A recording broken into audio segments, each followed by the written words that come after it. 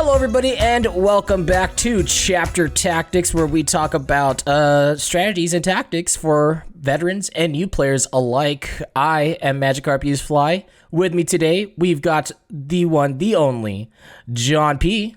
Hey, John P. Hey, what's up, y'all? Good intro, as always. Yes. And we also have Trevi from TacticalTortoise. Yeah, what's up, everybody? How's it going? Yeah. I'm excited to talk about some Tyranids today. Hell yeah, dude. Out of everybody, you have the best camera quality out of the three of us. Well, thank you. Yeah. You'll notice that Dimachaeron's not here with us today. He has his 10-year anniversary. So he's not here today because he is celebrating that. Also, please excuse me because I am feeling just a little bit under the weather. So I'll try not to sniffle as much as I can. But today we are talking about Crusher Stampede from Tyranids. That's why TacticalTortoise is here. TacticalTortoise, a really, really great YouTuber. When you want to talk about Tyranids, when you want to learn about Tyranids, go check out TacticalTortoise. So how about Trevi? Why don't you explain to everybody who you are and what you do and everything like that? Yeah, for sure. Like Matt said, I'm a YouTuber. I do a ton of content both on YouTube and Twitch for especially competitive Warhammer 40,000. You can find me over at tactical-tortoise.com. That gets you to my YouTube channel where I upload a lot of content covering interesting lists and strategies from recent competitive 40K events. I also do live streaming on YouTube every Tuesday, and right now I'm live streaming on Twitch at twitch.tv/TacticalTortoiseTV every day. Either I'll do live gameplay or I'll do commentated gameplay of competitive online 40K games, or we'll just hang out and talk about 40K. It's a super good time, and I like playing Tyranids. They're my army. So I'm super excited to be here and talk about some Crusher Stampede. Yeah, so for today's episode of Chapter Tactics, we will be talking about the Crusher Stampede update, what's going on with that, what units we need to be looking at, stuff like that. But before we get into that, this show is brought to you by FrontlineGaming.org, where you can get amazing game mats for not just your 40K games, but almost any tabletop game out there. Purchase miniatures at a discount and join some of the largest 40K events in the industry. They also have the largest 40K podcasting network in the business with shows like Signals from the Frontline, Chapter Tactics, Grim After Dark, and so much more. That's frontlinegaming.org, or you can click on the link in the description of this podcast and all the social media goodies out there. And with that, let's get right into this topic here. I have some cool stuff that we can look at right here. We're just going to crack open this beer and look at the first thing that's going on here with Crusher Stampede. I saw earlier, I think it was yesterday, that Art of War just did an episode talking about Crusher Stampede. John Lennon said that he actually really, really likes it. Nick Nonavati said that he doesn't care for it. And you know what? That's fine. You know, he's not with the Hive Bros. He doesn't understand. John Lennon is a I think, endless proponent of Dimachaeron, so it does not surprise me that he would appreciate the theme force of the Army of Renown. Yeah, exactly. Now, if you don't know what the Army of Renown is, you guys probably should know as of right now, just because of how much it's been talked about on things like Reddit and everything like that. But we're just going to go through these real quick. The restrictions for this Army of Renown is that you cannot include any swarm units. You cannot contain any models with wound characteristics of 2 or less. So that means no Ripper Swarms. That means no Termagants. That means no Gene Stealers. All that stuff. The only chaff that you can basically use is Tyranid Warriors and some Raveners. And that's all you get. For each unit from your army that doesn't have the monster keyword, your army has to include at least 1 monster unit, so you have to go 1 for 1. And all units from your army must have the Tyranids keyword and be drawn from the same Hive fleet. So you can't go Kraken Kronos, you can't go, Kraken Jormungandr or whatever. You have to pick 1 single Hive fleet, and that is it. But let's be honest here, most of the time, I think that we're all just going to be picking Leviathan, just because Leviathan is just so dang good. I don't see why else you would take any other ones besides Leviathan. I really don't. Yeah, Yeah. for sure. The selection of especially stratagems you get between Crusher, Stampede, and the Leviathan lineup is just like insane flexibility. The Yeah. problem is that you don't have enough CP to do all the cool things you have strats for. Yeah, you do run into some CP problems with this list because there's just so many good stratagems that Tyranids have that like it gets really, really rough. Sometimes you're not even going to be able to use like single-minded annihilation more than twice a game at this point. Like there's just so much good stuff here. Yeah, it's a pretty night and day from the heady days of 8th edition where you would just divide your CP by 2 and that's the number of single-minded annihilations you got over the course of the game. Yeah, but now it's like, oh, we got so much utility to spend it on. But it's all good stuff, so. Yeah. John P., what do you think about those restrictions when it comes to Tyranids? I know that you don't play Tyranids, but how does that make you feel knowing that you can't bring like a lot of chaff units? Definitely very big restrictions, like not being able to have Ripper Storms or whatever to help screen out the board, take up all that space. It hurts, but it kind of forces you into playing that big monster match list. I mean, I've seen a few lists that you've thrown around where it's just like you have 6 infantry units and that's it. It's kind of hard to imagine, I guess, as someone that plays Admech and Space Marines, but yeah. Tyranid monster match looks cool. Yeah, it's definitely hard to do things like Rod and do like actions, especially when GW is like trying to push people to do actions. Like if you look at the new stuff that's dropping for like the GT and they're trying to push for troops, and you look at this army of Renown, and you're just like, uh-oh, I can't do those things. But those are the restrictions that we have for Crusher Stampede. Let's move over to the benefits that you gain out of it. For the benefits, everything inside of your army gains the Crusher Stampede keyword. Units from your army without the monster keyword gain the Shield of the Hive Mind ability. That's basically just a 5-up invuln. Monster units from your army gain the Hulking Behemoth ability. You have access to the Crusher Stampede Warlord traits. Psychers can gain access to the Mass Convergence discipline. And basically all this means is just that all of your units gain a 5-up invulnerable save just across the board. And if you are a monster, you gain additional benefits, and those additional benefits are not just the 5-up invulnerable save, but you reduce damage coming into you by 1. So basically Duty Eternal. And on top of that, this is the biggest one, is that your models inside of your unit count as the number of remaining wounds on that model when controlling an objective, which is absolutely huge. One thing that people that people do get wrong about this Army of Renown is that it says that this unit or the units can't gain a high fleet adaptation, and it doesn't mean that you lose that keyword. It just means that you can't gain stuff like Kraken's fallback and charge, but you still gain the keyword. So if you use Leviathan, you can still use the stratagems from the Leviathan Octarius Codex or the update. You just can't use the 6-up Feel No Pain. And we'll talk about it a little bit later, but so far, what do you guys think about just those updates by itself? How does that feel, like, to have that trade-off? Like, you don't get the army trade, but you get all this stuff instead. Like the 5-up Feel No Pain, 5-up invul -1 damage. Wounds counts as whatever on objective. Yeah, Trevi, what do you think about it? Well, if you think about it as your sub-faction bonus becomes your whole army has a 5+ invuln save, and your monsters get, damage reduction and counters additional models for controlling objectives.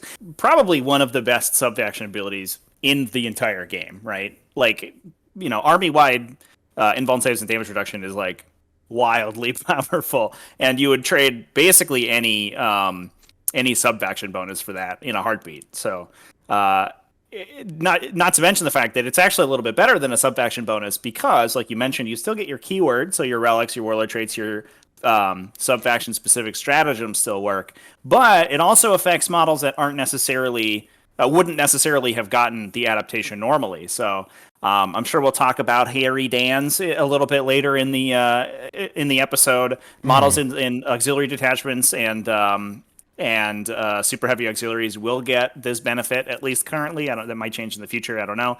And also, interestingly, models that you spawn during the game will also get this benefit. So you can have spore mines run around with invulnerable saves and stuff. Yeah. Wow, that's crazy. It's pretty silly. It's pretty funny that you can bring like 9 biovores and just have them all shoot out spore mines, all of them being a 5-up invuln, and then if you bring a Harpy, it drops more spore mines for more 5-up invulns.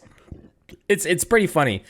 Losing your adaptations, I think the biggest loss here is going to be off of Kraken, just because you don't get that fallback and charge. And when you're running a Dimachaeron, fallback and charge is just so good with him. And even if you were to use the 2 CP stratagem from the Leviathan update to switch him over from Leviathan to Kraken, he still doesn't get the benefits of Kraken, right?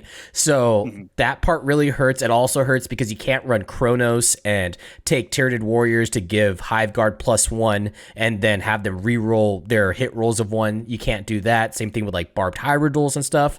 So that's a pretty huge trade-off, but it's not that bad because you get just so much good benefits, like the -1 damage. You know, you're basically becoming a Death Guard right at that point, where you just have -1 damage across the board with all these T7 plus models. It gets really hard to clear those units at that point. Yeah, pretty good. Yeah, pretty good. All right, so. Go ahead. Before we move on, do we want to cover it all for people who might not be familiar exactly what an Army of Renown is and how you unlock these benefits? Yeah, go for it. Do you want to talk about it? Yeah, so an Army of Renown is a special way of constructing your army in 40K that will give you the benefits that we just talked about as long as you adhere to the restrictions. Some things to keep in mind, though, is that these special restrictions will affect your entire army. So in the past, we've seen things like specialist detachments and stuff like that, which will, choose a specific detachment or a specific subfaction and affect only those. But not for Armies of Renown. Armies of Renown impose restrictions on all of your detachments, all of the models in your army. Obviously, as long as you adhere to the restrictions, you get all the cool benefits, and you usually will unlock a keyword that will give you some special stratagems and warlord traits and other things like that we'll cover later for this specific Army of Renown. But these are all just generally match play legal. So if you're going to a tournament, something like that, you can play your Armies of Renown to your heart's content. There's no restrictions on playing them, just as long as your entire army follows the rules that are laid out. Yeah. Yep.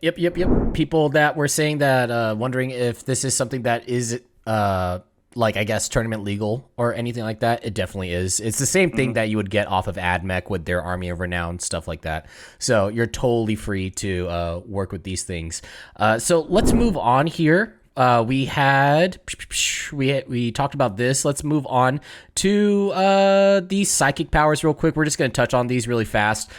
These psychic powers are all pretty good. 18-inch range on all of them. All of them, they don't need line of sight, so you're good to go there. All of them have a warp charge value of 6. The first one that we have right here. Yeah, it's so easy for Tyranids. Like, you're going to get these off. That's important. Yeah, it's great. It's great. Easy to remember. And when you're working with these 18 wound models, you don't need line of sight, but like it didn't matter anyways because you would have line of sight of them regardless because they're 18 wounds. So it didn't matter. But not having to have line of sight is very, very good for these psychic powers. The first one that we have here is Synaptic Barrier. Synaptic Barrier gives you a 4-up invuln on a Crusher Stampede model, not unit, so you cannot cast these on Tyranid warriors. I mean, like, you could, but only one of them would get a 4-up invuln, and then the rest of them would have a 5-up invuln. After that, we have Aggressive Surge.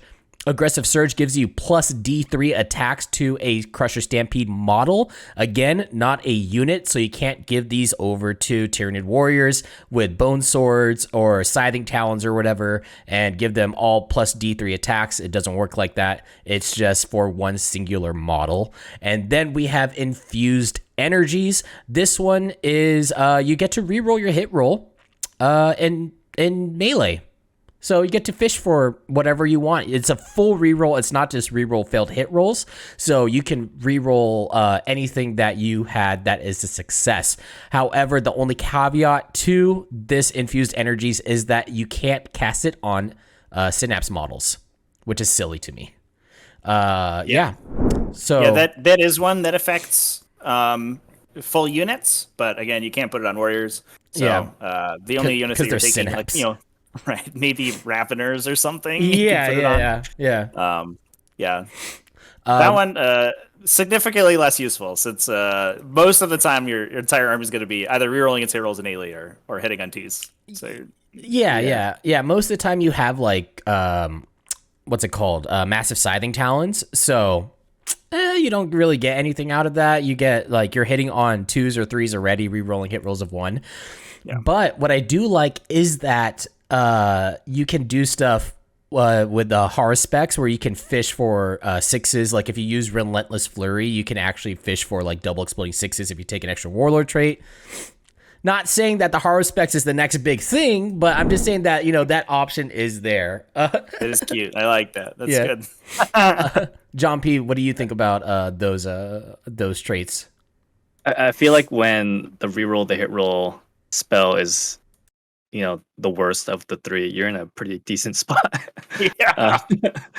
Yeah, because like that plus D3 attacks one's pretty good considering monsters don't really get that many attacks, right? Usually like 5 or 6 or 7 in that range. Yeah. Yeah, so that's pretty helpful. I mean, and the 4-up invuln, 4-up invulns are great. So 4-up invulns on an 18 wound monster that you can also give a 5-up feel no pain to, like, bro, that's pretty nasty. That's really good. Yep. I like them. They're all great psychic powers. Good stuff. All right, moving on here. Boop. We have the Warlord traits. This is probably the weakest part of the codex of the update in my opinion. These are kind of like meh. So we have a Raging Influence, which is an aura. With this one, you get every model that's within 6 inches of the Warlord. That is a monster unit. They get to get exploding 6s in their melee attacks. Pretty cool. So just exploding 6s in an aura, 6-inch aura. Pretty nice. We have Savage Intimidation. This one's just like, I think that this is just garbage, but I'm just going to say it outright. It's just bad. While an enemy unit is within 3 inches of this Warlord, each time a model in that unit makes a melee attack, subtract 1 from the attack's hit roll, and they take -1 to their combat attrition. Cool. Nice. Thank you so much, GW. I appreciate this so much. Yeah, -1 to hit within 3 inches. Like, it is melee attacks only, which is a little funky. That's okay. The combat attrition is mostly a meme, but yeah. I mean, like, Keepers of Secrets have this, right? Like, just built in innately. They don't have to take a Warlord trait for it. So it's just, ugh. And then after that, we have Rampaging Beast. This one, once per turn, your Warlord, when they are selected to fight, they can activate the Warlord trait. And when they do so, they get to add D3 to their attacks characteristic. So those are the Warlord traits here. What do you guys think? We'll start with John P. What do you think about those Warlord traits? I mean, I guess right off the bat, there are some combos you can do with Rampaging Beast, and then the other one with the plus D3. So that's cool, plus 2 D3 attacks, and then you could also combine the reroll the hit roll with the exploding 6s. So that's this is Sandry there, but I mean, I think you guys mentioned you guys are always going to be playing Leviathan, right? So you'll take what was it called? Adaptive redeploy thing, a majigger. Strategic adaptation. Yeah. We're always gonna take that. I mean, like, strategic adaptation. I don't know if that's like an auto take for this type of list, because if you're taking things like a Dimachaeron, or if you're taking things that are 18 wounds, like your barbed Hierodules or your scythe Hierodules, strategic adaptation really isn't gonna do much for you in this type of list, just because, like, you can redeploy, but you're always visible, so it doesn't really matter. I feel like that for some lists, if you're not going Hive Guard, you can probably drop that. But yeah, it's okay. What do you think, Trevi? Yeah, I mean, I'm with you on the strategic adaptation, but generally, if you're playing Leviathan, unless you're really fishing for adaptive physiologies and you have to use your Alpha Leader Beast to unlock another physiology, then it's kind of a free roll, right? Like 1 CP to redeploy 2 is like a very good deal. So I've been finding that I miss the redeploy when I don't take it, but generally, I'm just going to have Rampaging Beast on my big smashy Flyrant because it gives the little bit of bump in damage output that guy really needed, I think. And I'm going to take that on top of the strategic adaptation, which I find has been helpful, especially for Hive Guard, like you said, which there are 3 wounds, so you can take them in this list. They don't get -1 damage, but they do get an invuln save, which is fine.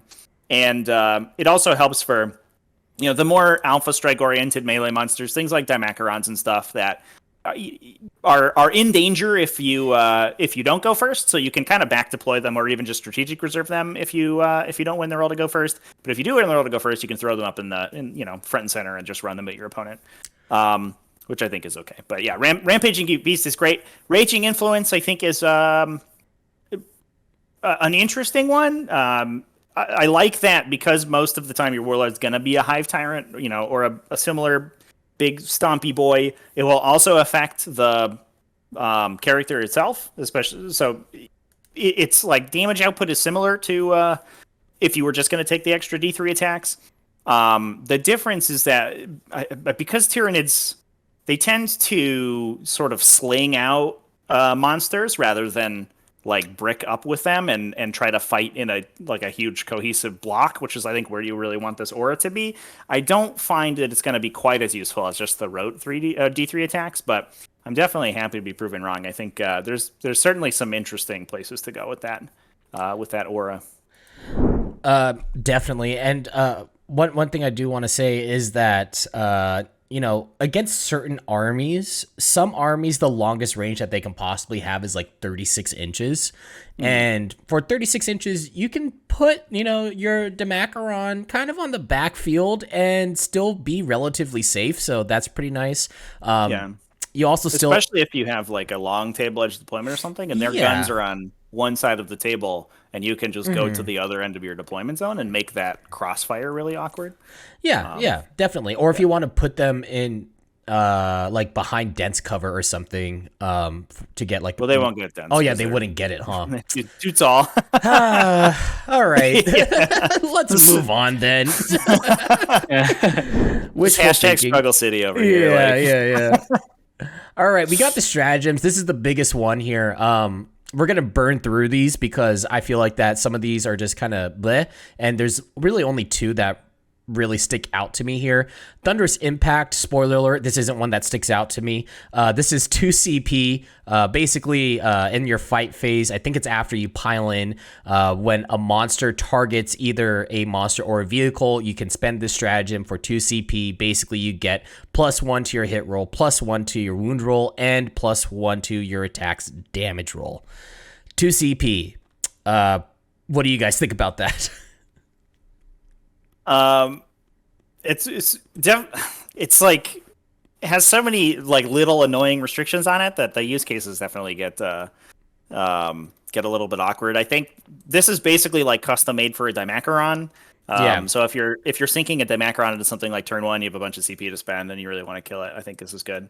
But one of the restrictions on the stratagem is that you can you select one monster or vehicle unit and you can only target that unit with attacks this round. So if you're really trying to like deal maximum damage with the Dimachaeron or something, and you get up to a big tank or a knight or something and you kill it, you cannot then double fight, right? Because you can't target anything else as long as you've used the stratagem.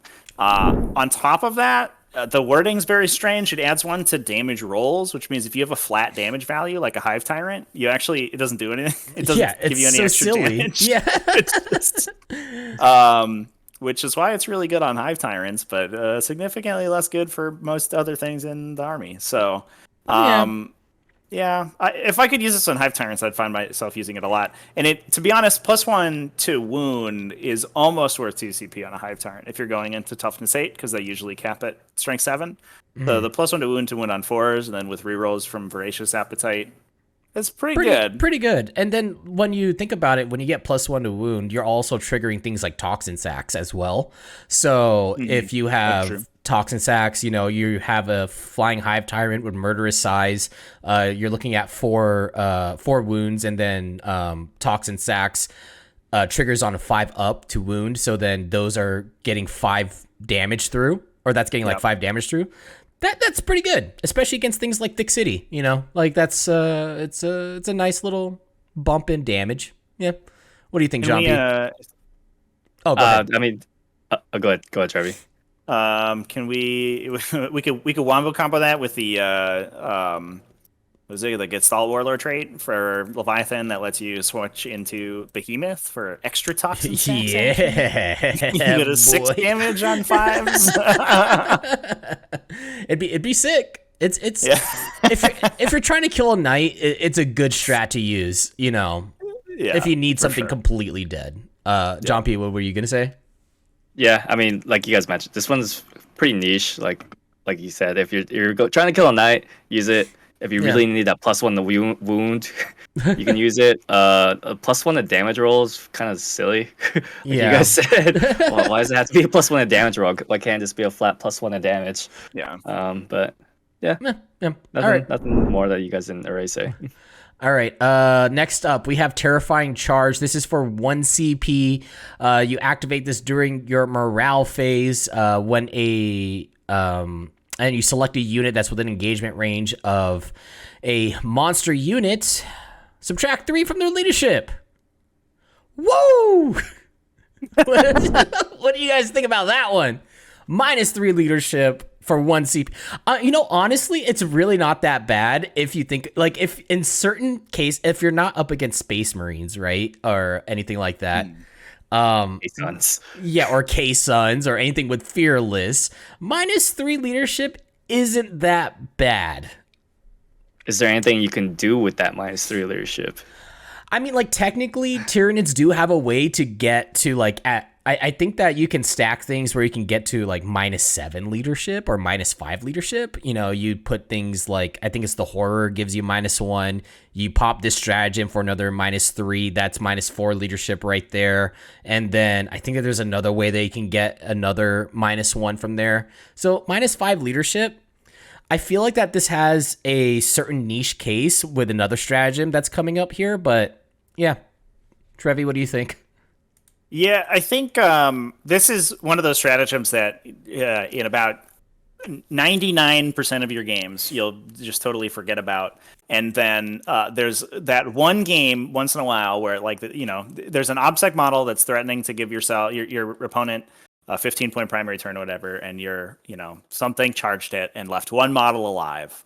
And it's down to the morale step to see if that guy runs away. And if you remember that you have this 1 CP strat to give them -3 to their roll, then that's a pretty big deal. But you got to remember to use it. And I think the one situation is, I'm not sure I would spend the 1 CP if you are relying on a combat attrition roll to finish a unit unless you super need to. But if there's one idiot dude left alive on a unit on an objective and you absolutely have to get rid of that guy, then that's the situation I would use it. But it is important to note that the unit that you're targeting with it still has to be in engagement range of the monster in the morale step. So if your opponent pulls casualties from the models that are in engagement, which a lot of times they'll do, especially if you're taking Dimachaerons and stuff, they could not be eligible to be targeted by the strat.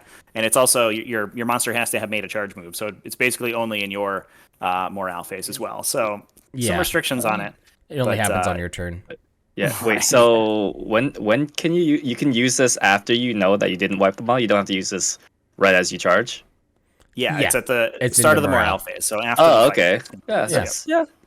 It's okay. Yeah, that's a lot better. That's a lot better than I thought it was. I thought it was like when you make the charge, you have to like preemptively know that I'm gonna leave one guy. That would be awful. You can't do that with Tyranids. With the lack of attacks that they have, sometimes you'll just be like, this should kill. Nope, never mind. All right, moving on. I'm gonna my rending claws are D3 damage. We rolled a bunch of 1s. Your intercessor survived. Dude, you should have used the 2 CP strat for the +1 to the damage roll, dude. Like that's the problem. Yeah, but they're not vehicles. See, they got me.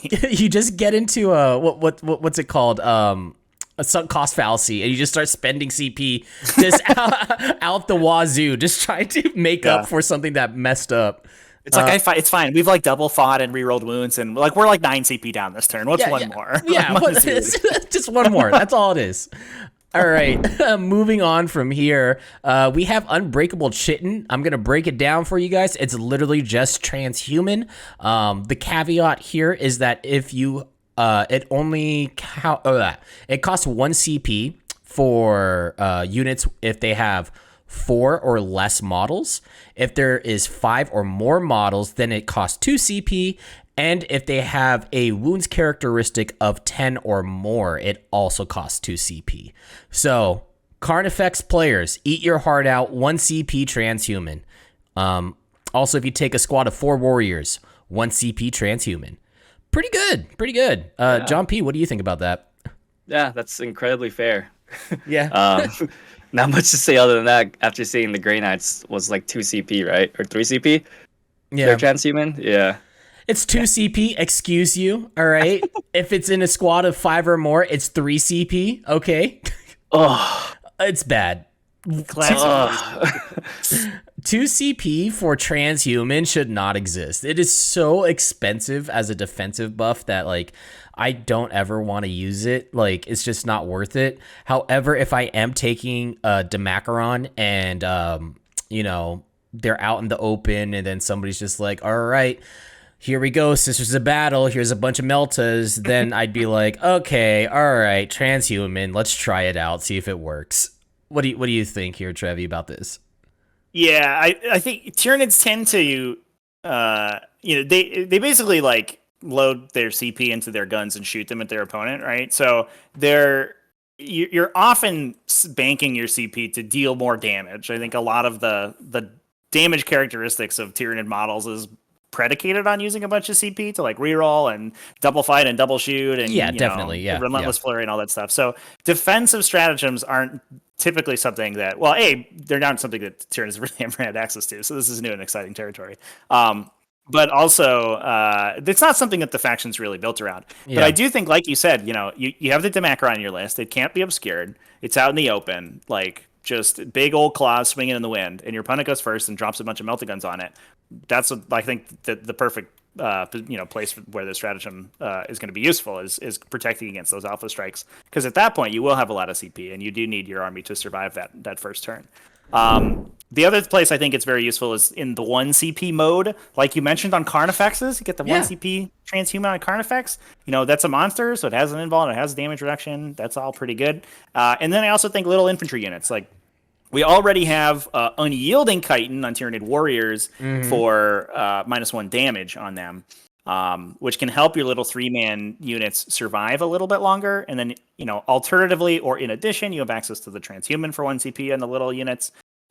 One place that I've actually I've sort of changed my list around the stratagems. I should put Venom Thropes in my list, because the min unit of Venom Thropes is targetable by 1 CP Unbreakable Chitin. So if my opponent has like 1 or 2 guns that can target Venom Thropes that are hiding behind terrain and giving my opponent -1 to be hit, I have this stratagem to make them significantly more difficult. Yeah, just a little bit more difficult. It's pretty good. I think that it excels at 1 CP. That's when you should be able to use it.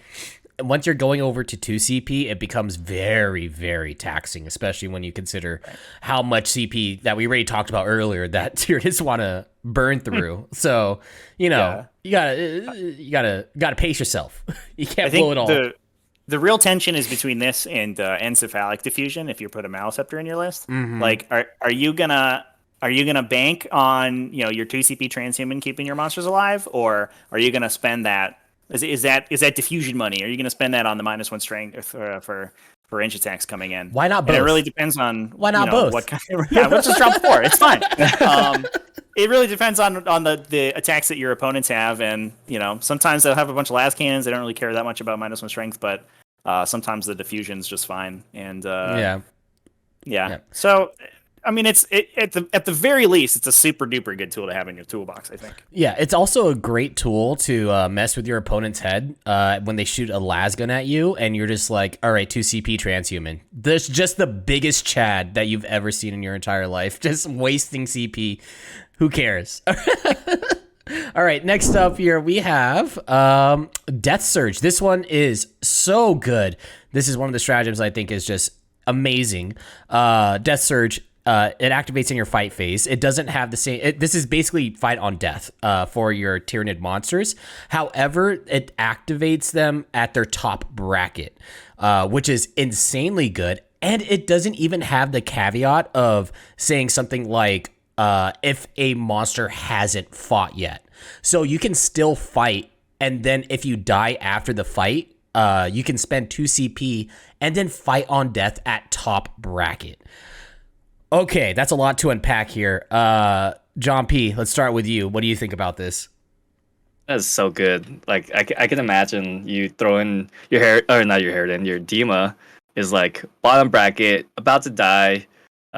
You take your save roll. You don't take the invuln save because you want to die. Spend the 2 CP, have it fight on death at full bracket, going insane. That's crazy.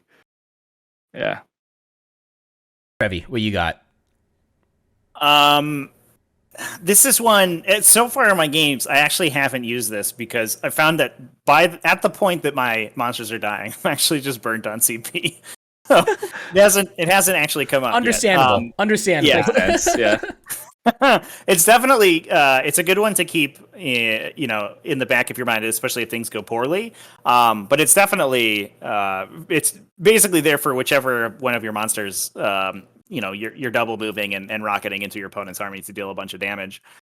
Generally, the model that's being the most aggressive is the one that also gets all the defensive buffs, though, which is why oftentimes that guy doesn't usually die until sort of mid to late game. Yeah. Sometimes your 5-up damage ignore with a damage reduction and a 4+ invulnerable save dude with 18 wounds just doesn't die in your opponent's turn, and you don't need to fight on death. The real achievement unlocked though is when you fight with a monster, right? You get to the end of the phase, and then you double fight, and then you use your piling consolidate to engage new stuff, and then they attack you, and then you die, and then you death surge to triple fight. So I think someone needs to get on Discord if someone ever does that, and give me a message. What was that? 5 CP? That's 5 CP. It's casual 5 CP. You get to attack 3 times in a fight phase. 5 CP, but you get to kill 3 units. Yeah. Hopefully, crossing fingers. Hopefully you kill that third one. And dude, the best part is fair, that. Go ahead. I was gonna say the best part for all of that is on all those 3 activations. If you spend Voracious Appetite, you get reroll wound rolls the entire time. Value. Yeah, pretty good. Pretty good. All your offensive buffs continue. If you got the D3 attacks from the psychic power, those stick around. It's not 5 CP here, Trevi. We're talking about 6 CP right now. We're at 6 now. Yeah. What's another one? Dude, do another 2 for the +1 to attack or +1 to wound. Yeah. I mean, that Dimachaeron at that point just like kills like 1,000 points of models, right? Yeah, hopefully. Hopefully. If you've attacked 3 times with the soup tip Dimachaeron in your opponent's fight phase, that's the best part, right? Because none of these are required. None of these require it to be your fight phase. You can do any of them. So you can double fight and then triple fight in your opponent's turn. See, now I would say that would be 6 CP. However, we have the next stratagem right here, which is going to bump it up to 7 CP that you're going to be dropping. And this one's called Breaking Through. I love this. This thing is so friggin' good. Breaking Through, you activate this during your charge phase. When a monster completes a charge, you select one enemy model within engagement range of that monster unit and roll a number of d6 equal to the monster's remaining wounds. Not their max wounds, but their remaining wounds. And you basically do a strength to toughness check. If your strength is higher than their toughness, for every 3 or higher, you deal 1 mortal wound. For every 4 or higher, if your strength matches their toughness, you deal 1 mortal wound. And if their toughness is higher than your strength, you deal 1 mortal wound for every 5 or higher, up to a maximum of 6 mortal wounds. This is so friggin' good. And this is what I wanted to say earlier, where this could be a pretty cool and interesting combo when you use Breaking Through along with Terrifying Charge. Like if you're going into something like Termies or just Space Marines with the DACA Flyrant that literally has no melee prowess at all, and you just charge into something, deal 6 mortal wounds, spend another CP for Terrifying Charge, reduce their leadership by 3, and then all of a sudden they're like -5 leadership at that point, and you know, on a 4 or higher, you're forcing them to take a morale check. It's not that great, but Breaking Through by itself, mwah, magnifique. John P, what do you think about this? This is probably like one of the more fun stratagems, and it's so over the top. It's great. I love it.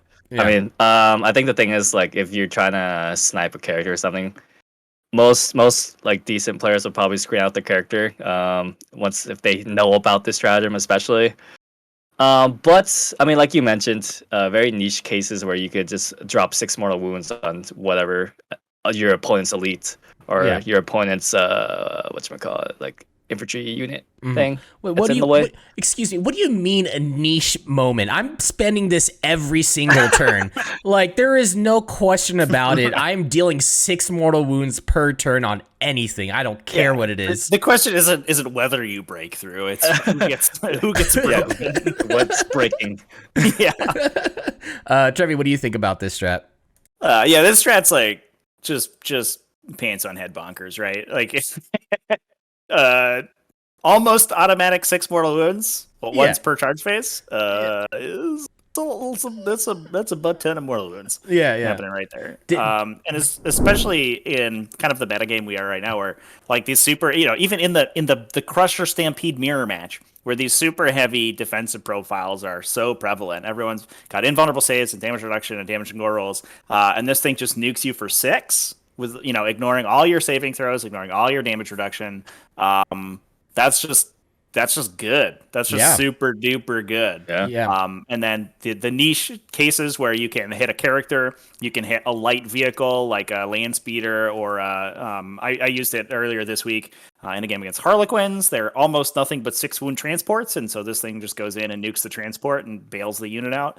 That is hilarious. I never even thought about that. Yeah, that's great. You just nuke a Star Weaver. Yeah. You just pull those things right out of the sky. So I mean, it's a super duper powerful stratagem for sure. Yeah. In 8th edition, this definitely would have not been capped, which terrifies me. You're not wrong. In 8th edition, though, it would have been like roll 66, and then on 6s they take 1 more to win. And what's great is that like this is such a good thing for Tyranids, because we have talked about this earlier, where the amount of attacks that they have is very, very minuscule, right? Like you were looking at 4 to 6 attacks, like usually when it comes to these monsters. This makes it so then you can actually swing into high and vulnerable save targets and still do something, instead of just like whiffing and not being able to kill like 2 or 3, right? Like that always happens when you run a Dimachaeron, right? It's not going to kill an entire squad. All of a sudden you pop this for 1 CP and you can reliably kill off like a squad or a unit of Terminators, like pretty reliably with a Dimachaeron. So totally. And even considering that like 6 automatic damage is on most of the Tyranid monsters equivalent to like +2 or 3 additional attacks, right? Because like 3 attacks, maybe you're a D3 +3, maybe you're into damage reduction, like one of them probably misses or fails to wound or gets saved, and you put two attacks through, which is depending on their reduction, somewhere between 6 and 8 damage. So a 1 CP strat for +2 or 3 attacks, depending on what you're using it on, would also be super good, even if you're just punching a knight or something. And that's essentially what this is. The requirement that, or the roll equal to your number of remaining wounds, I think is mechanically interesting, because it means that damaging your monsters also makes them less effective. In addition to bracketing them, it makes your stratagems and counting as models for holding objectives degrades over the course of the game, which I think is very cool. But it also, in most situations, as long as you're near your the top of your profile, it's just essentially 6 automatic wounds, because the Yeah. likelihood that you roll those 4 pluses or 5 pluses onto whatever you're attacking is with potentially 18 dice or like 34 dice if you're talking about one of the super heavies, is super likely. Yeah, charging a Harridan into something and just rolling 34 dice and saying, all right, it's just like ridiculous. You should never roll it. It's just a waste of time, but it's funny. And then I think that on average, it's when you get down below 9 wounds, that's when, and you're charging into something that's like, very light, like infantry or something, that's when it stops doing 6 mortal wounds. So you have like about, 3 wounds to play with before, or 4 wounds to play with before it starts dropping to below 6 mortal wounds. So at least on average. Yeah. You can also just roll bad sometimes. Yeah. What happened with you earlier today? What happened? Yeah, I use it on. I had a Hive Tyrant, full wound Hive Tyrant, charged Razhar. I was like, I'll break through. I'll just nuke this guy because he always makes his invulnerable saves if I make my attacks on him. And he just took 5 damage and laughed at me. And then he got to roll his Tormentor. I was like sweating bullets. It was not a good look. All right. Okay. So moving on here, those are all those stratagems. I think we have to go back in order to look at the other 2 here, but they're really not anything that you're gonna gush about. We have rapid adaptation. This is 1 CP. You can make a unit of Tyranid warriors have a weapon skill of 2+ and a ballistic skill of 3+, and you have enhanced brain functions for 1 CP or 2 CP. If it is a unit of Tyranid warriors, they get to shoot into combat using their weapons as if they were underneath Big Guns Never Tire. Let's see. I think it's 5 or fewer models. It's 1 CP, and anything above that, it's 2 CP. Yeah. Yeah. Trevi, you want to take the reins on this one and talk about just like how stupid this is? Like, go ahead, buddy. So rapid adaptation, I think it's fine. Generally speaking, you're probably not going to use it on melee warriors because you already have access to +1 through bioweapon bonds, so spending the CP is not really worth it. So if you're taking ranged warriors, you can use it for +1 ballistic skill and then stack that with bioweapon bond. I think that's where you use it. If you're taking that big ranged warrior brick, I don't think the ranged warriors are that good, so I don't really rate that stratagem. But moving on to enhanced brain functions, there are a lot of bad stratagems in 40k, and there are some that are so bad. I don't want to say that this is one of the worst stratagems in 40k, but I do think it's one of the most like sort of unintentionally misdesigned rules in 40k, because the times that you're taking Tyranids or Tyranid warriors with guns is generally when you're building them, you're kitting them to deal damage at range, which means you're taking the heavy weapon, the biocannon warriors. Those unlock on multiples of 3 models. So for each 3 warriors in your unit, one of them can have a biocannon, which means that if you have 2 or more biocannons, this automatically will cost you 2 CP. In addition, the biocannons all have blast, which means they can't be fired in melee with Big Guns Never Tire. So, so the heavy weapons in the warrior squad that you're making your warrior squad larger, and as a consequence, this stratagem more expensive for, cannot be used in conjunction with this stratagem. So, maybe once in a blue moon, there's you have some extra death spitters on your warriors, and you need to kill 1 extra model to clear an objective or something, and so you're like, 1 CP to shoot in melee. But man, is this just it just doesn't work with how warriors are constructed. It's so silly, dude. It's so friggin' silly. I'm so upset that this was even a thing. Yeah. I agree.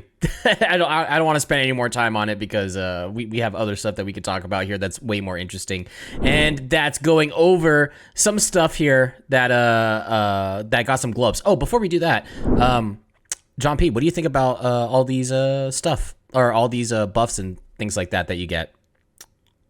Everything we've gone over so far. Yeah. Definitely a very fun way to play Tyranids, in my opinion. You get to bring out all those big old models, very different from, I guess, everything else that we've seen take over the meta. The meta's definitely been very infantry focused, and this is the first instance of like big monsters on the tabletop we're gonna be seeing until, I guess, the Knights Codex comes out. So nice change of pace, nice little breath of fresh air. Yeah, I like it. All right. let's move on to the units that just got an insane glow up. The first one that we're going to go over, the Harpy. What does a Harpy do? Nobody knows because no one brings a Harpy. But the Harpy is just so friggin' good. The pros for this thing, 30-inch move that you can use in order to snipe objectives, counts as 12 models, drops spore mines and mortal wounds. It's like, it's kind of like a cherry on top. It's not really like something that you want to build for all the time, but if it does drop spore mines, it actually, they get a 5-up invuln. So, a little bit of some move blocking there. You can give it OBSEC. It's not an aircraft, so it can be obscured, and you can bring 3 of them, and then if you take a Hive Crone, costs the same amount of points. You can technically take 6 of these guys, all with 30-inch moves. Then you could just snipe objectives. Really, really good. -1 damage, and the 5-up invuln, and it can move block. The cons, I have no idea, just because it's so friggin' good. What do you guys think about this? We'll start with Trevi. What do you think about the Harpy? Yeah, I mean, I think the synergies between the Harpy and all of the abilities you get are super good. The downside, and I think the downside of a lot of these like kind of utility monsters, I guess, is that for a unit that essentially fulfills the role of like a Lictor in a previous list, it's very expensive, and so you're gonna have to decide whether the Harpy is worth the trade-off of like having another big punchy monster in your list. And I think having 1 or 2 of these big utility monsters in your army in order to score secondaries and to disrupt your opponent's lines are going to be very good. But the downside is that it's a lot of damage output that you're giving up to take this thing. Whether or not its disruption abilities are worth that it remains to be seen, I think. But definitely, it went from being a total meme unit to being one that I could definitely see playing in these Army of Renown armies. Trevi, you said lack of damage. Excuse me, breaking through. You don't need. It's gonna be 6 mortal wounds. Like, it's still dealing 6 mortal wounds, Trevi. Like, the damage is still there. And then it has Stranglethorn cannons, or you can give it Venom cannons. That's not really like that great. It doesn't really help my argument here. However, it's still 6 mortal wounds, Trevi. Like, come on, man. Yeah, I mean, for 50 more points, those 6 mortal wounds could be dealt by a Hive Tyrant, though, and that Hive Tyrant's also dealing 4 mortal wounds in the Psychic phase. And that's true. That's true. 4 damage melee. That's true. But can it move 30 inches, Trevi? Well, with Swarm Lords help, absolutely. Oh yeah, that's true. Yeah. All right, John P., what do you think about the Harpy here? Yeah, I looked up the model because I've never actually seen one before. These things are $80. My God. Yeah, don't all of a sudden just start going out and just buying all these models. they can get pretty expensive. This is a rich man's army for sure. All right. But yeah, I think I feel like it'd be kind of nice utility, like you mentioned, to have a flying model, especially. Yeah. Just run up the map. Probably have 2 to just get both flanks. I see it has this like fight last kind of like it does ability. have a fight last ability. Yeah. It does. Yeah. Yeah. So if you do multiple charges, you just prevent that one unit, the Harpy charge, from interrupting, which is pretty cool. Yeah. If you bring a Harpy, that means that Tyranids have access to 2 fight lasts, with Paroxysm being a psychic power and the Harpy just charging something. Pretty cool. Yeah. Yeah. Pretty nuts. All right, moving on here. The next thing that we're going to talk about here, the Dimachaeron. Obviously, this thing just had... It came out of... how do you say this? It came out of... Like, it wasn't as good anymore, I guess. What's a synonym to that? It fell out of favor? Yeah, it fell out of favor. But as of right now, with the -1 damage... access to transhuman as well, so it doesn't get nuked off the board turn 1. It can be given OBSEC. It counts as 18 wounds on an objective. You're still dealing 6 mortal wounds on the charge. It has a huge threat range. You don't get the Kraken 3d6 charge, but you still can move 24 inches plus advance plus charge. It has flip belt. I put down counts as 12 models, but it counts as 18 models. The only con that it really has is that it's T7, and that's pretty much it. Trevi, you want to take this one on how you feel about the Dimachaeron inside of an Army of Renown list? Yeah, so the Dimas don't get quite as much of a benefit as a lot of other units from the Army of Renown benefits because it already has a built-in 5+ invulnerable save. So the level of sort of additional survivability you get from these guys isn't quite the same as you would from one of like the T8 models.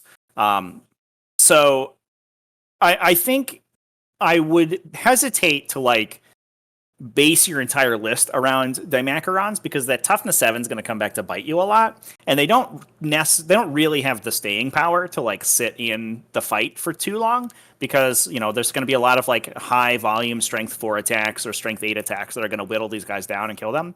But I do think that the one thing that Dimachaeron brings is that that flip belt ability, like you mentioned, which means you can deploy it inside terrain, which not a lot of Tyranid models can do, and it can still move out freely.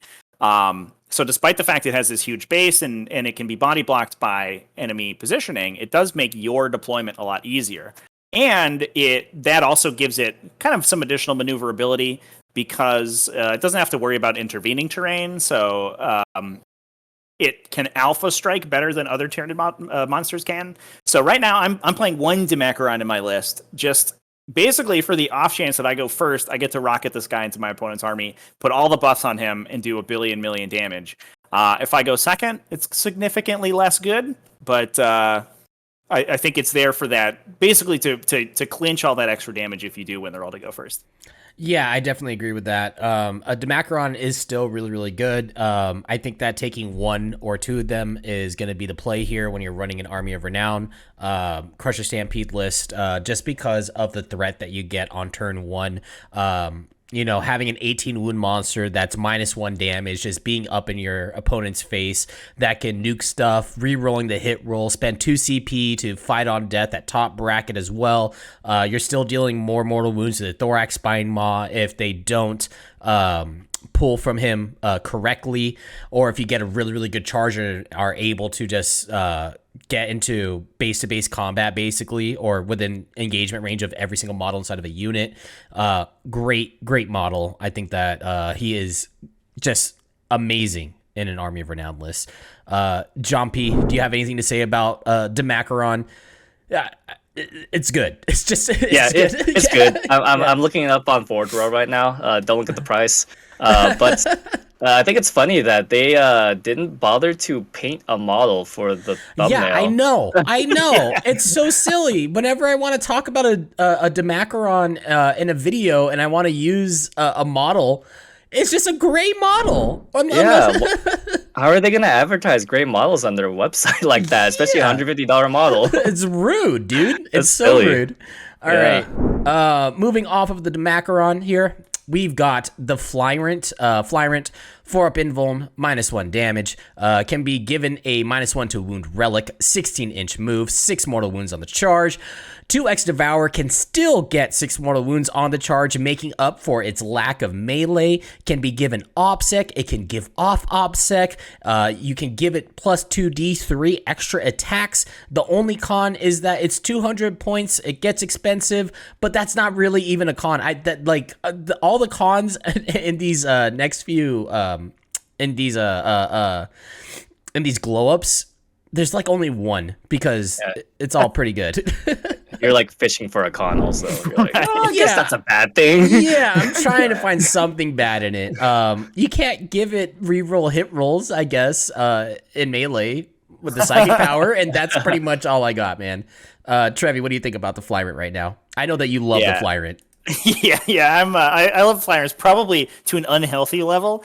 But basically, like all of my Stampede lists have just started with Swarmlord and at least one Flying Hive Tyrant, probably 2 for the most part. But the Smashy Hive Tyrant, with monstrous Scything Talons with Murderous Eyes, so they go to Strength 7, AP4 for 4 damage. You get the additional D3 attacks from the Warlord trait, and then you can buff additional things on top of that. I think is just so much utility. It's such a super duper flexible model. You know, it can deal damage in the psychic phase. It's super duper fast. You can double move with Swarmlord. It can fight aircraft because it itself is a flyer, and it's just really good. I do like the biomorphic carapace from the Leviathan supplement. Sort of compounding with the 4+ invulnerable save and -1 damage just makes that dude super difficult to kill. And there are some profiles, you know, some armies that are relying on, you know, especially kind of mid-strength 2 damage attacks. So you think like orcs, everything's like strength 6 2 damage and just bounces off this guy. Like everything's wounding on 6s and does 1 damage. And I think that that's super powerful, you know, unit to have in those certain matchups. And you know, alternatively, like you mentioned, you could take the Devourer guy who helps shore up your matchups against hordes, which I think the army can have a little bit of trouble with. And you can also just take the support guy with, you know, a Resonance Barb to cast potentially 2 of the mass convergent psychic powers, both at +1. So you're ensured that you get your D3 attacks and your extra invulnerable save out every turn. Super reliably. I think, you know, all of those builds are very good, and definitely I think it's this is certainly the best place for Flyrants. Oh yeah, definitely. And then like one of the other cool things about it is that it has such a small base that it's a great unit. Since it has fly, it can fly over models as long as it doesn't, you know, end within engagement range of something. But it's a great unit to snipe characters as well. It has that 16-inch move. It can fly. It ignores difficult ground, so you can really get in there and find that character, find that little hole that your opponent didn't really screen correctly, and just nuke a character. Great stuff. You can give it adrenal glands as well, so then you get +1 to its charge, +1 to its advance. You can give it psychic scream. You can make it just like deal mortal wounds out the wazoo. You can have the dock effects, have a void crown, so then it can do psychic interrogation all game in order to get secondaries. It's such a good utility unit. I feel like that in every AOR army, you should bring at least one, if it's at least just a smashy one or a DACA one. Yeah. Either one of those, it's going to just pay out. It's just going to make its points back very, very easily. And I think the most important benefit that we haven't mentioned is that it is not 18 wounds, which means it does get hidden by obscurity. Yeah. John P., would you want to say? Yeah, I was gonna say just everything you guys were just gushing about. It just sounds so flexible. It does whatever you guys want to do. It kind of just reminds me of like a Space Marine captain. Super customizable. You can give it whatever warlord trait, whatever relic, whatever weapon loadout you need. So yeah, neat. Yeah. It is also one of the only models in the entire, so like one of the only units in the entire game that you can activate in every single phase of the game. And it's just so much fun, man. I love the Flying Hive Tyrant. Such a good unit. All right, moving on from the Flying Hive Tyrant, we've got the Harridan. These are all like pretty obvious, and we have like some niche ones coming up. But the Harridan, if you guys liked the Harridan before, you're gonna love the Harridan now. T8, -1 to hit, 34 wounds, doesn't bracket until 8 if you take Dermic Symbiosis, 6 mortal wounds on the charge, guaranteed, no matter what. It's always going to deal 6 mortal wounds on the charge. Always wounds on 2s, except if it's against something that's transhuman. Can get exploding 6s as well for shooting and also for melee, if you really want to, but shooting, you can give it 6s. -1 damage now, and a 5-up invuln naturally. You can give it a 4-up invuln. You can give it a 5-up feel no pain. It's a huge distraction. Gets 5 attacks in melee at strength 8, AP 3, 6 damage. You can give it +2 D3 attacks. The only con is that it can't hold objectives. That is like its only terrible thing about it. And it's 700 points. It's pretty expensive. It's going to take up a lot of your army. But the Harridan, and this is also with the Hierophant as well, 2-up save. Hierophant's a little bit more expensive. But yeah, what do you think about this guy, Trevi? I know that you're not a big fan of the Harridan. Oh, yeah, definitely not. Yeah, I mean, Harridans are friggin' sick, man. I think the only problem that Harridan has in the Army of Renown is that a Harridan list is basically like already an Army of Renown in and of itself, where you have to play with the restrictions imposed on you by, you know, our Lord and Savior Harridan. And so as soon as you're trying to squeeze a 700 point Lord of War into the rest of your army, and you're also having to fight with the Army of Renown restrictions, it makes list building very difficult. And I haven't found a Harridan list I super love in the Army of Renown. That said, a lot of the units that the face of especially sort of standard non-Army of Renown Tyranid list is going to change in GT 2022 because all the secondaries are changing, and so a lot of the units that the Harridan was relying on to score secondaries and sort of shore up objective scoring are going to be significantly less useful because they probably won't score engage. They a lot of times won't score retrieve Victoria's data. So that downside might actually not be too bad. That said, the way the Army of Renown synergizes with the Harridan itself is super duper powerful. Like you said, 4+ invulnerable save, and -1 damage innately on the Harridan is like nuts. Super strong. Yeah, it's pretty nuts. If you go first, obviously, if you go second, playing Leviathan, you can strategic reserve him to bring him on later. So you ensure that the first time your opponent attacks him, he's going to be shields up with the invulnerable save and the damage ignore from Catalyst, on top of the damage reduction, on top of -1 to be hit for being an aircraft. There's basically no army that one shots that dude once the defenses are online. But like I said, the downside is, I think, finding the rest of the list that works for him, because you're super duper light on the ground. You have very little objective holding and objective scoring in a Harridan Tyranid list, and especially an Army of Renown list. Yeah, definitely. The damage you deal with that list, though, and the amount of damage you can soak with that guy is wild. So it's probably crazy. will still be fine. Yeah. You can still run stuff like engage if you're running like a bunch of monsters, because that's going to give you engage on all fronts. Right. Still, you could probably grind them down, and then after that, you could probably take something like To the Last or something else in order to back him up, and you could still probably reliably score stuff. The only problem is just going to be your primaries, because, like we said, he just does not control an objective. But who needs to control an objective if everybody's dead? One of the problems with Morty or Mortarion was that he could only kill like at most 1 unit per turn, right? Harridan can kill like 2 to 3 units per turn by himself. So that's like one big thing that he does have going for him. John P., what do you think about Harridan? It's 16 shots, right? 16 shots, yep. 16, so you can do 8, hitting on 3s, right? Hitting on 3. You can buy a weapon him and get him to hit on 2s. Yeah, hitting on 2s, willing on 2s, you're killing. Yeah. You're killing, you're definitely killing at least 1, and then you could charge something, deal 6 more wounds, and kill in melee. So yeah, like definitely 3 units there. Almost one of the best benefits in the Army of Renown is the extra D3 attacks from the psychic power, because he only has got 5 attacks in melee, so sometimes he flubs in melee, but extra 3 sometimes. Yeah, 6 damage. Sure, gnarly. Yeah. 6 Does he damage. just like bite them?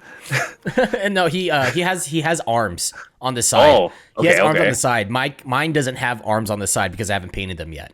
But he does have arms on the side. I don't know how he lands. It doesn't make sense to me. Yeah, he's just constantly flying. His feet are scything talons, so it seems like it would be uncomfortable to walk on. Yeah, right? Like, what? It's like... oh, God. Harridan, super, super good. All right, moving on from here, we've got the horror specs. I can already see Trevi's face right now. He's so angry about this. But the horror specs, you got the 5-up invuln. You have the -1 damage. He's T8. Can get access to double exploding 6s with the Warlord trait if you have a buddy with him. He can reroll hit rolls for free now with a psychic power, or you can spend the 1 CP to reroll failed hit rolls. Murderous size him to give him strength 8. On average, with double exploding 6s and the plus D3 attacks, he gets on average 15 attacks. That's pretty good. And then you get additional attacks every time that you kill something with your shoveling claws on top of that. Its only con is that it's a 7-inch move. He is a very, very slow boy. But if you have a lot of threats on the board for only like 175 points, it's really not that bad. He's I actually think that he got a really, really good glow up here. Trevi, what's your opinions about him? Yeah, I think I think that he synergized as well again a lot with a lot of the particular abilities that you get from the Army of Renown. Like you mentioned, my biggest issue, would just be delivery. He's 7-inch move, which doesn't sound like the end of the world, except that he's like a big old base and he's a monster, so he doesn't go through breachable terrain or especially difficult terrain, stuff like that very well. So he's moving 14 with the help of Swarmlord. Maybe you got an advance in there.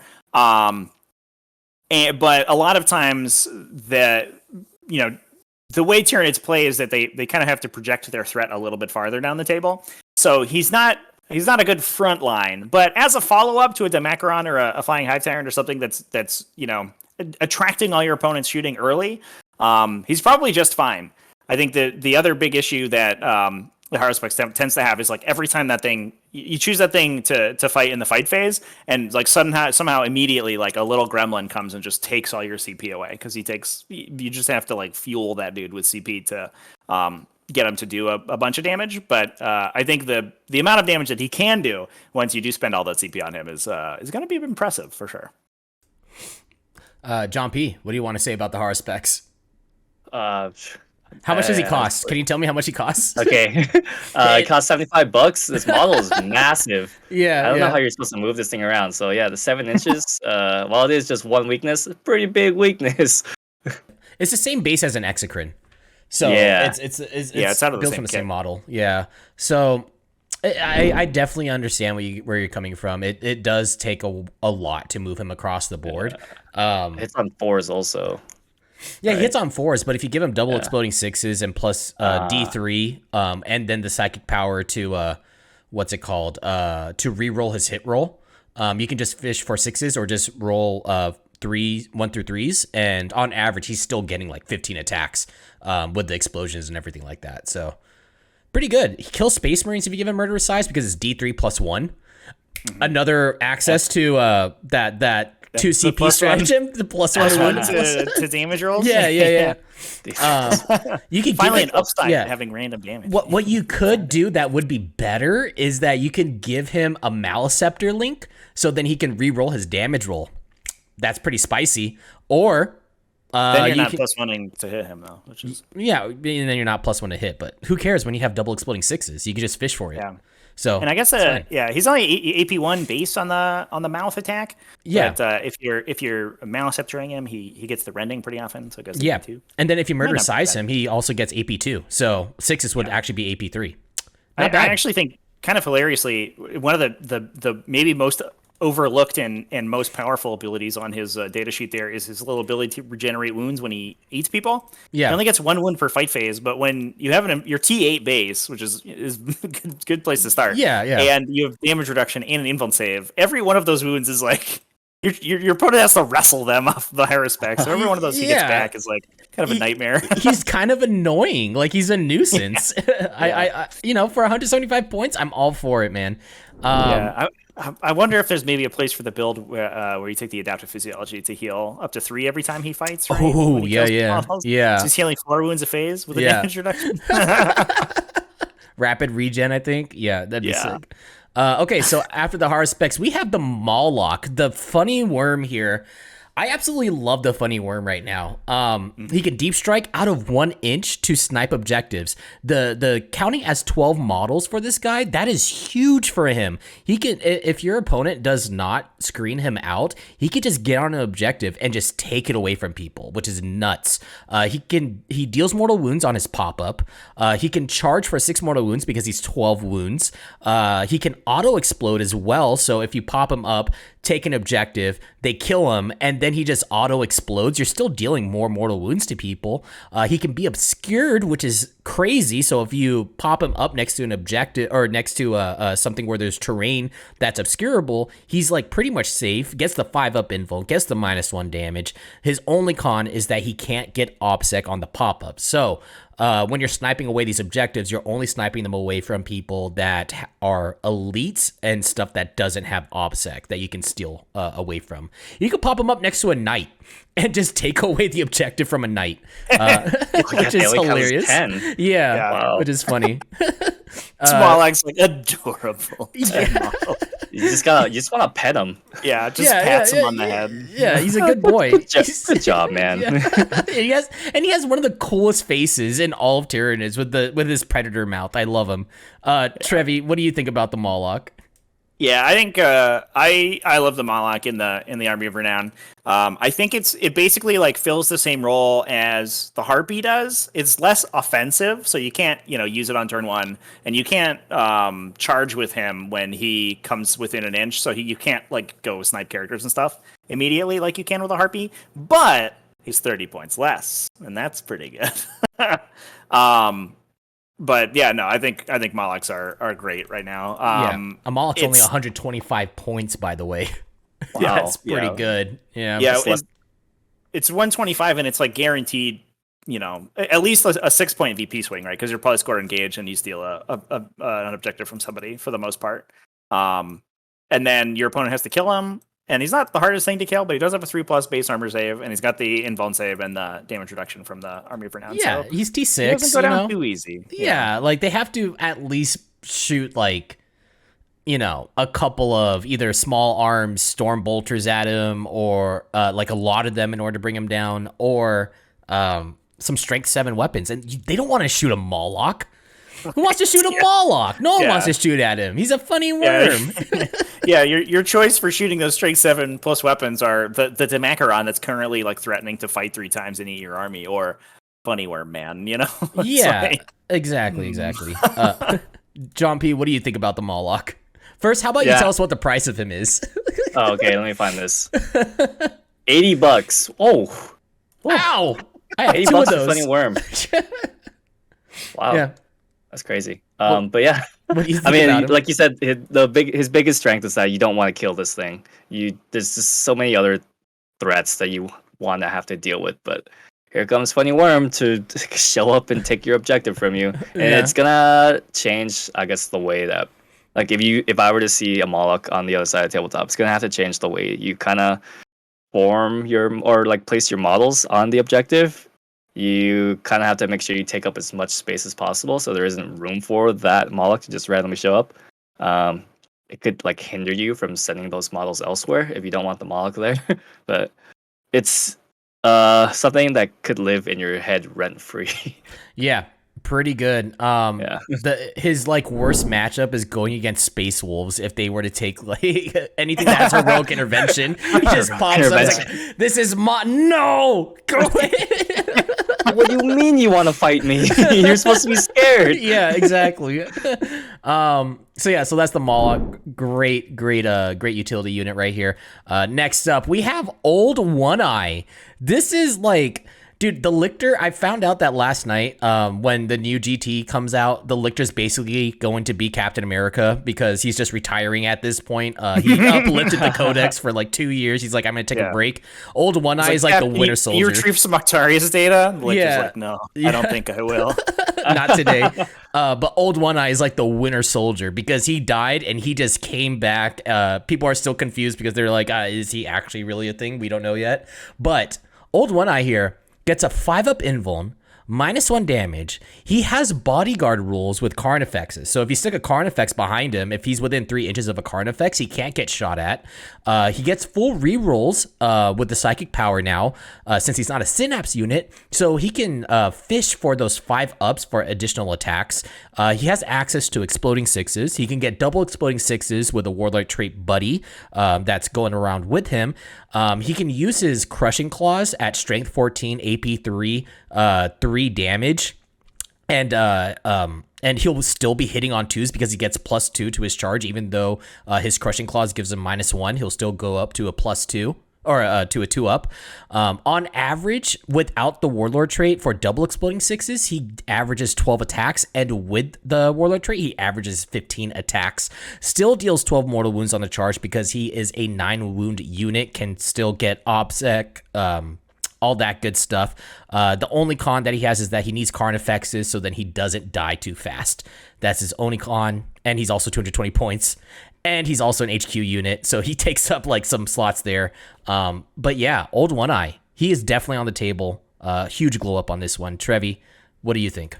Yeah, so he is he's a character, right? So he still just gets lookouts are by the rest of your army. So, even without other Carnifexes in the list, I think Old One Eye is still fine. I think the problem here is opportunity cost. He does cost 220 points for a move 7 model, which is a pretty penny to spend.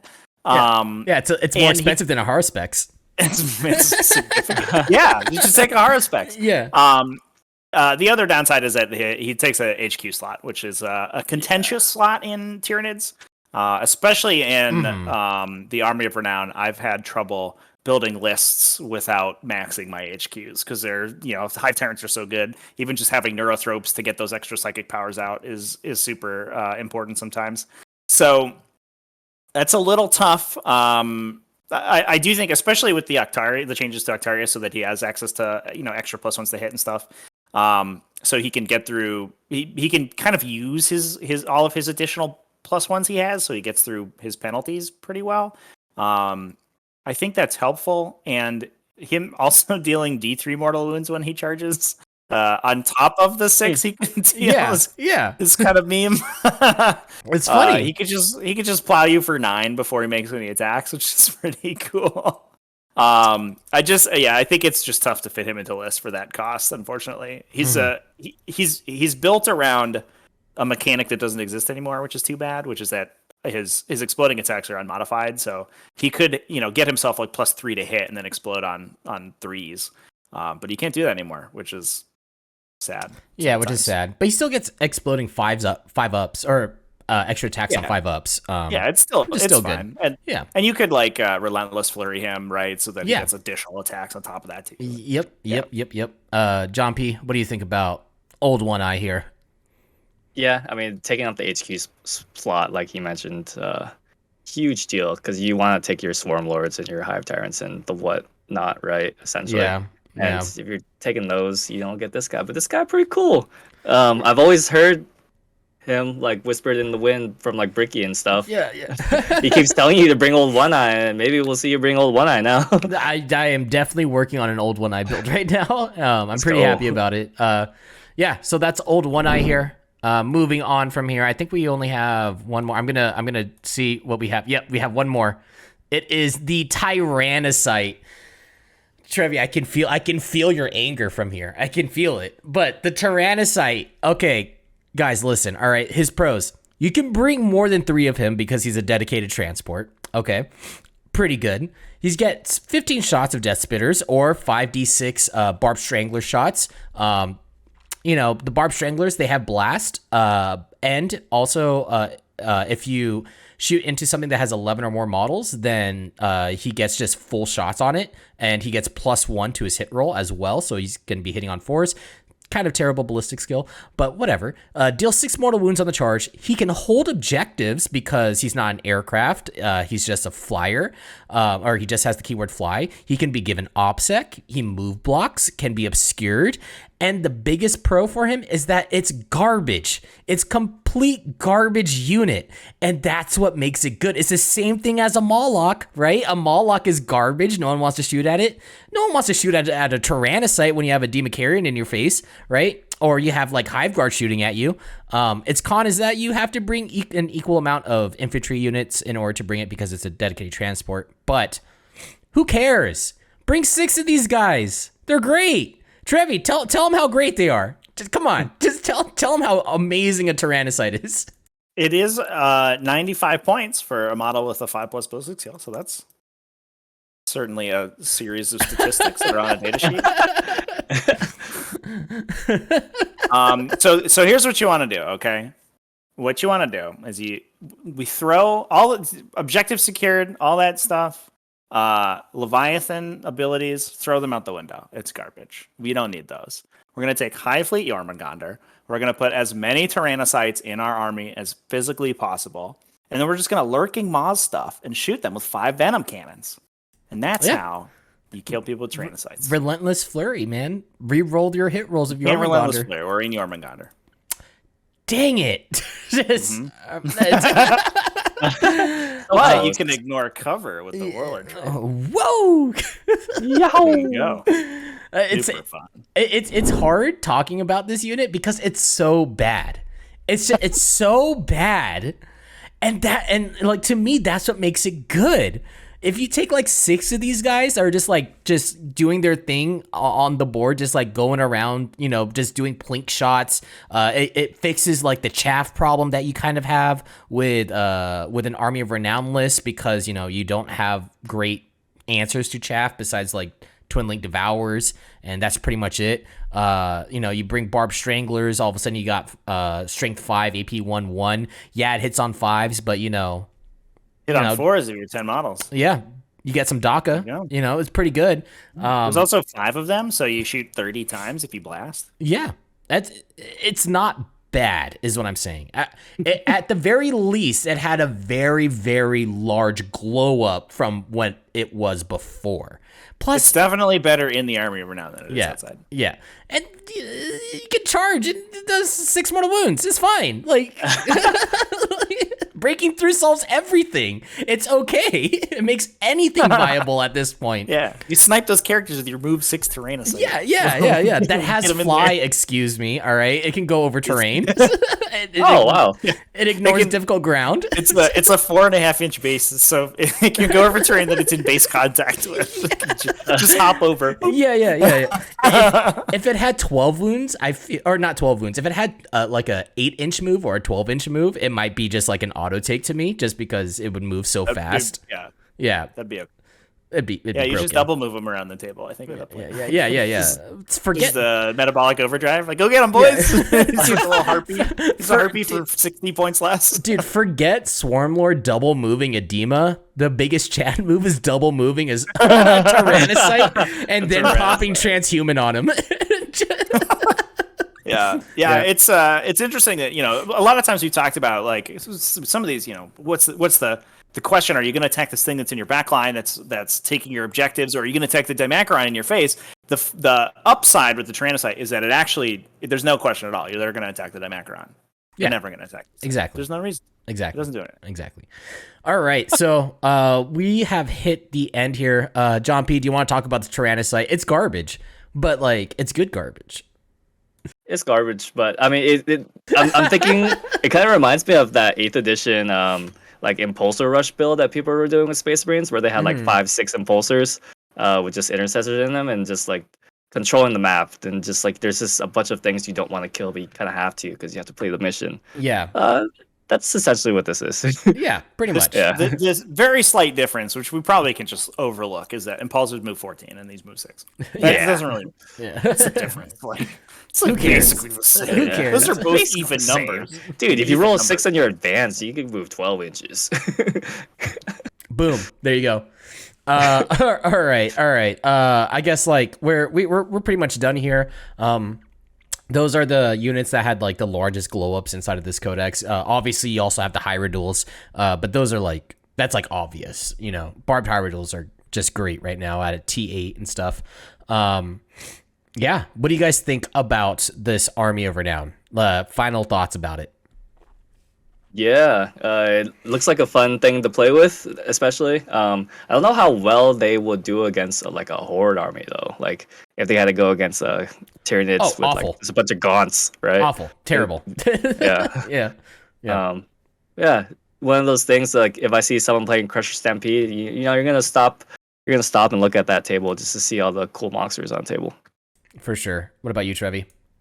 I mentioned it a little bit before, but I think the face of Tyranids is probably going to change come GT 2022, and I think Crusher Stampede's in a good place to sort of supersede the regular sort of the mid-range Tyranid list. That's like we got some Gene Stealers, we got some Devoured Termagants, we got some Hive Guard, and they're doing their thing. Because that list relies very heavily on those utility units to sit in the back and do actions and get engaged on all fronts, and so that it can kind of castle up for the most part and play very passive. Whereas the Crusher Stampede, we're just YOLOing monsters up the table. So those maneuver secondaries are actually a little bit easier for this list because the changes to things like engage on all fronts don't really matter if your entire army is monsters. So I think that it will, at the very least, be an alternative to the standard kind of Tyranid gun line, but I think that there's a very real possibility it supersedes it. And I think at the very least, it's super duper fun to play. You're just smashing people with big Godzilla monsters, and every game is Pacific Rim. There's just kaiju everywhere. It's freaking The best matchup is going to be Tyranids versus Knights. It's going to be so much fun. for sure. Yeah. All right. So that is it for this episode of Chapter Tactics. Trevi, how about you plug yourself and tell us where everyone can find you? Yeah, for sure. You can find me on my YouTube channel over at tactical-tortoise.com. You can also find me over on Twitch, where I stream basically every weekday. That's at twitch.tv/tacticaltortoisetv. I'm over on Twitter as well. I tweet a lot about 40K and just stuff that's going on at Trevi the Great. And it's a good old time. So come hang out, and I'll see you there. All right. And John P., how about you plug yourself as well? Yeah, you can find me on Instagram and Twitter at JoeNathanP. And then you can catch me also on Dice Check streams and the Dice Check YouTube channel. Awesome. And as usual, you can find me in an alleyway, probably just hoarding all of the Molochs and Tyrannocytes I could possibly find. Anyways, you live in a fort built out of like Moloch boxes. Yeah. Just a bunch of 8 cartons to hold my Tyrannocytes. That's all it is. Anyways, that is it for today. Thank you guys for watching. If you guys like this, make sure you guys leave a thumbs up. Make sure that you guys press the like button. And yeah, we will see you guys in the next episode. Goodbye, everybody. Bye-bye.